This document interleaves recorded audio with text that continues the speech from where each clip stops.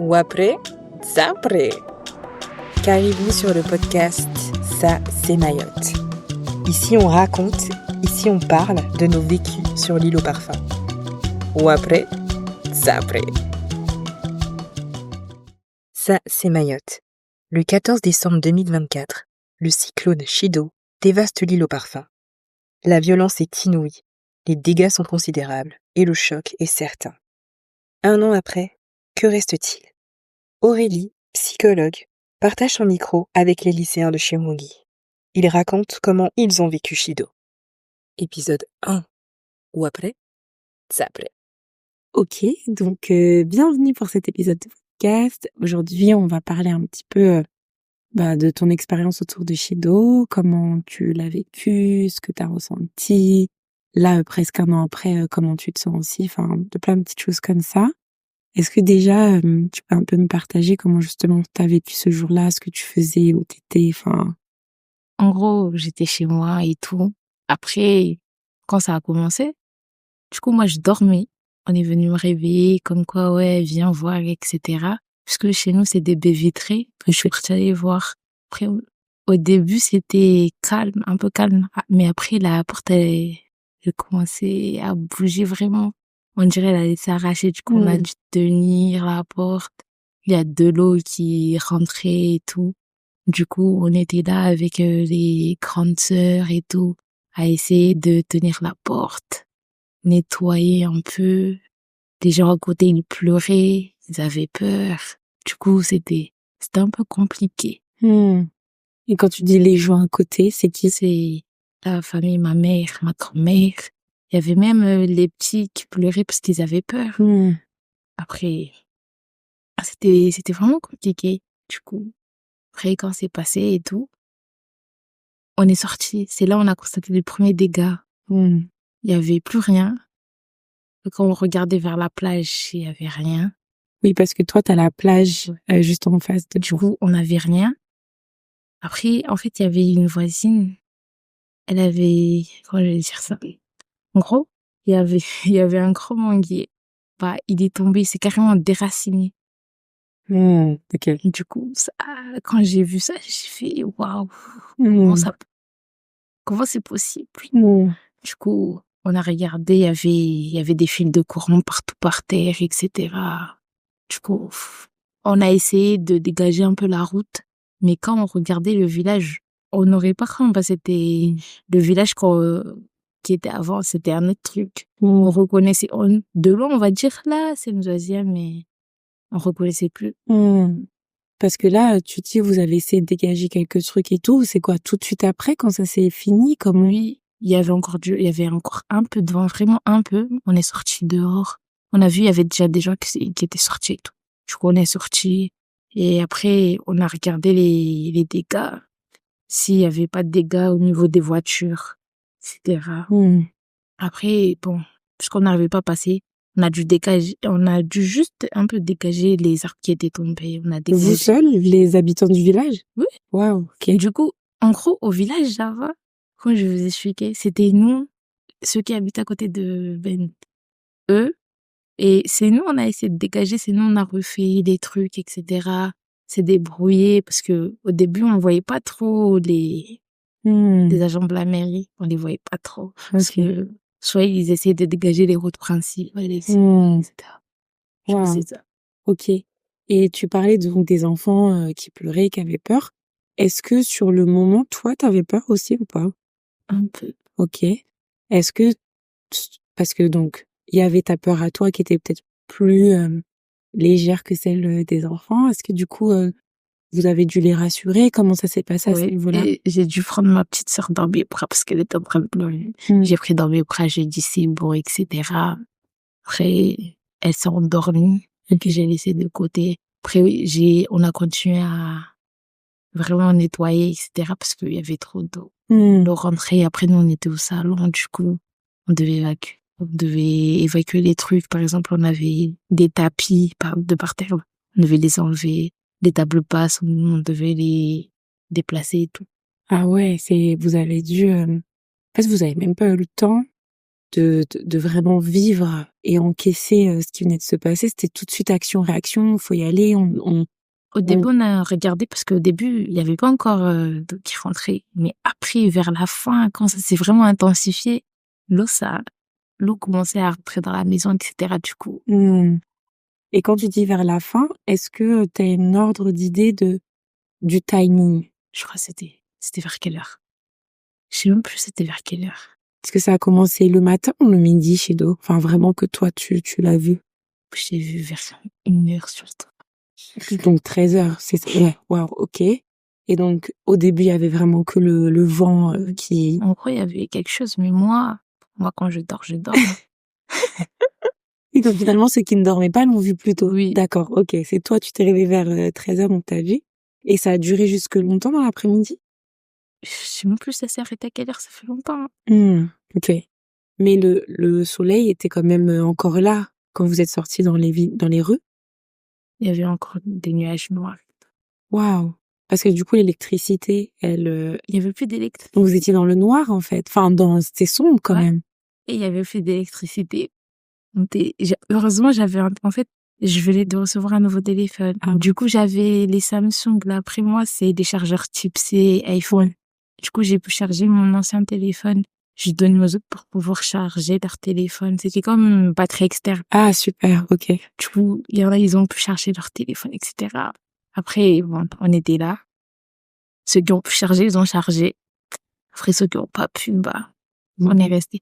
En tout cas, j'ai jamais aussi mal vécu un truc que chez. Pas de réseau, pas d'électricité, pas d'eau. C'était compliqué. Est-ce que c'était ça la partie la plus difficile de Chido, le fait d'être un peu déjà coupé du monde, de pas avoir de quoi boire? On n'avait plus de nouvelles de la famille. Du coup, en gros, on a des grands frères à l'extérieur de Mayotte, ma mère, tout. Du coup, c'était compliqué. Ouais. Le jour où ma mère a entendu ma voix, elle a pleuré, elle a cru qu'on était morts, etc. Du coup, c'était vraiment waouh. Ouais. Oui, parce qu'au final, vous encore, vous saviez que vous étiez en vie, mais c'est vrai que de l'autre côté, ouais. Du coup, quand au collège de Weni, ils ont annoncé qu'ils allaient enlever les mots de passe, etc., que ça sera accessible à tout le monde. On est parti là-bas, etc.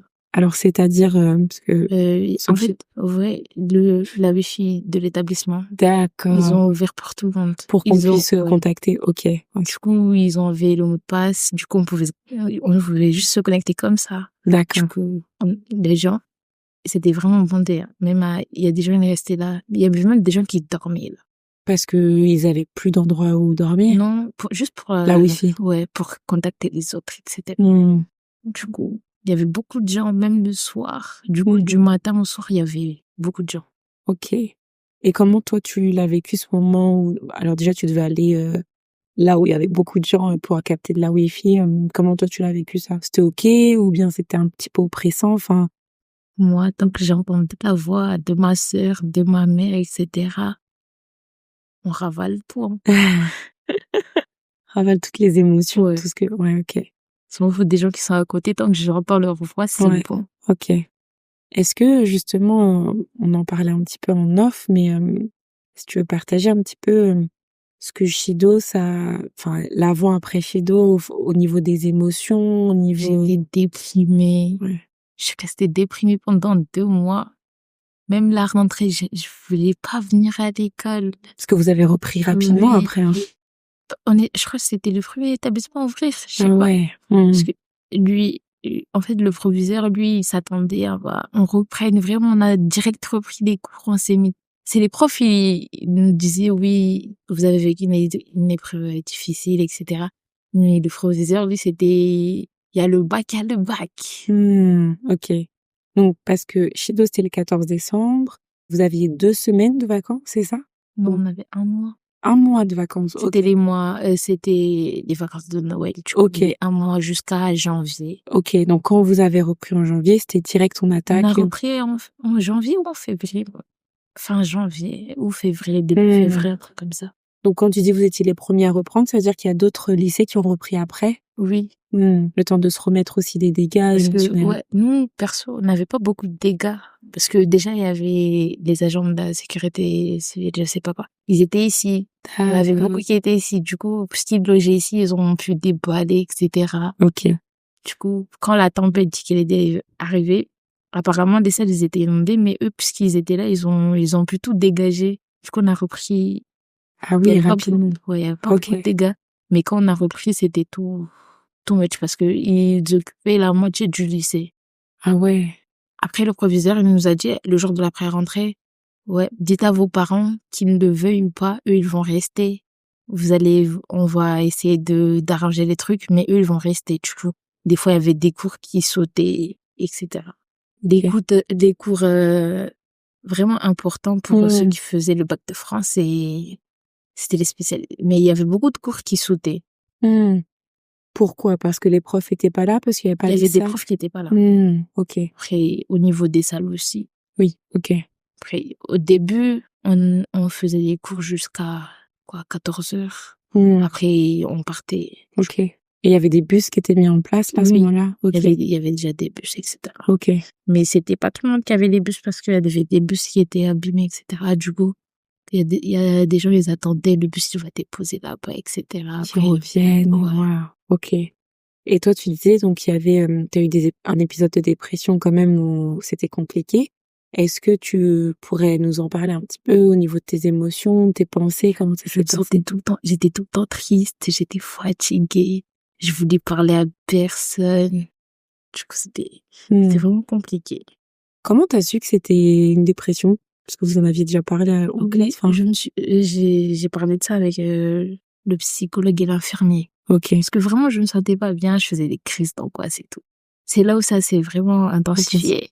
Du coup, je suis partie aller voir. Un jour, j'ai fait une crise en cours. Après, du coup, on m'a emmenée chez l'infirmier. Après, l'infirmier, il m'a dit, ouais, je peux parler avec la psy, etc. On était en train de parler. Après, il a dit, ouais, c'est peut-être une dépression, etc. Bah, après, une épreuve. Parce qu'il y avait pas que moi. J'avais même une tante à moi qui avait des palpitations, etc. Depuis, elle a des palpitations et tout, du coup. Ok.